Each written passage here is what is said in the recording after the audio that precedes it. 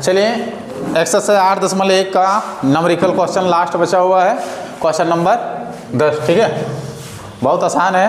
कह रहा है कि एक त्रिभुज है, त्रिभुज पी क्यू आर में, जिसका क्यू जो है सो समकोण है यानी 90 डिग्री है, और P R plus Q R, P R और क्यू आर ये दोनों का मान कितना बता रहा है? 25 सेंटीमीटर। ठीक है, अब ये जो लिख दिए ये नहीं समझ लेना, ये तो बाद में लिखे हैं। अब पी क्यू का मान कितना दिया है? 5 सेंटीमीटर दिया हुआ है। Sine p, cos p, tan p ज्ञात करने बोला है। ठीक है, साइन पी निकालना है, कॉस पी निकालना है और टेन पी भी निकालना है। तो कैसे निकालेंगे आइए देखते हैं। ये जो दिया हुआ है P R plus Q R बराबर कितना है? 25। तो हम लोग पी आर बराबर लिख सकते हैं 25 माइनस क्यू आर, ये इधर जाएगा तो क्या हो जाएगा? माइनस हो जाएगा। पी आर बराबर क्या लिख सकते हैं? 25 माइनस क्यू आर। ठीक है, अब पाइथागोरस प्रमेय से, पाइथागोरस प्रमेय से क्या होगा? ये देखो कर्ण, ये क्या है? कर्ण। ये क्या होता है? आधार। ये क्या होता है? लंब। कर्ण बराबर क्या होता है? कर्ण एक्स बराबर आधार का होल एक्स प्लस लंब का होल एक्स होता है या नहीं? तो वही लिखा गया कि कर्ण का होल एक्स बराबर ये तुम्हारा लंब का होल एक्स प्लस आधार का। ठीक है, अब पी आर का मान देखो यहाँ पर है 25 minus Q R, 25 minus Q R का होल एक्स। पी क्यू का मान कितना दिया है? 5 दिया है, और क्यू आर का मान क्यू आर ही रहने दिए। ठीक है, अब ये यहाँ पर देखो ये माइनस बी के होल एक्स वाई के फॉर्म में है, तो ये माइनस बी का होल एक्स बराबर क्या होता है? A X Y minus 2ab plus B X Y. इसको तोड़ के लिख दिए। अब 5 के होल एक्स 25 और क्यू आर का क्यू आर रहने दिए। ठीक, अब क्यू आर इधर भी है, क्यू आर इधर भी है, दोनों का whole x y, q r x y, q r x y बराबर रहेगा। बराबर के दोनों तरफ अगर रहे बराबर रहे तो दोनों क्या हो जाता है?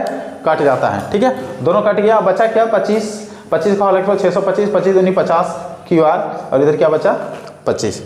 ठीक, अब 50 क्यू आर को अगर इधर ले आए, इसको इधर ले आए, यानी कि लिखेंगे हम लोग, तो 50 क्यू आर बराबर होगा 625 में 25 घट जाएगा तो कितना बचेगा? 600। और फिर अगर क्यू आर निकालेंगे तो क्यू आर बराबर हो जाएगा 600/50। इस बात को यहाँ समझा, एक स्टेप गायब किए हैं। ठीक है, ज़्यादा स्टेप नहीं, एक स्टेप गायब किए हैं। देखो कैसे कि ये माइनस में है, इधर आता तो क्या होता? प्लस में होता, तो प्लस में कर दिए। अब इसको पकड़ के इधर ले जाते तो ये प्लस में है तो क्या होता? माइनस में होगा कि नहीं? यानी कि 50 प्लस क्यू आर बराबर 625 माइनस 25 हो जाएगा। और 625 में 25 घटाएंगे कितना बचेगा? 600। और 50 जो गुना में है इधर आ गया तो क्या हो जाएगा? भागा में हो जाएगा। और 600 को 50 से भागा देंगे कितना बच जाएगा? 12 बचेगा।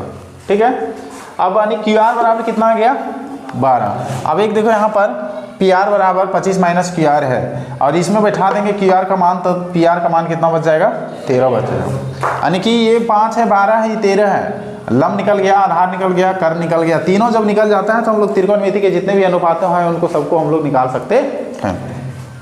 अब हम लोग को पूछा था क्या? Sine p, cos p, tan p. Sine theta बराबर क्या होता है? लंब बटा कर्ण। तुम लोग को बताए हैं पहले भी, साइन, कॉस और टेन बहुत सारे तरीका से बताए हैं, लाल बटा काका भी बताए हैं ना।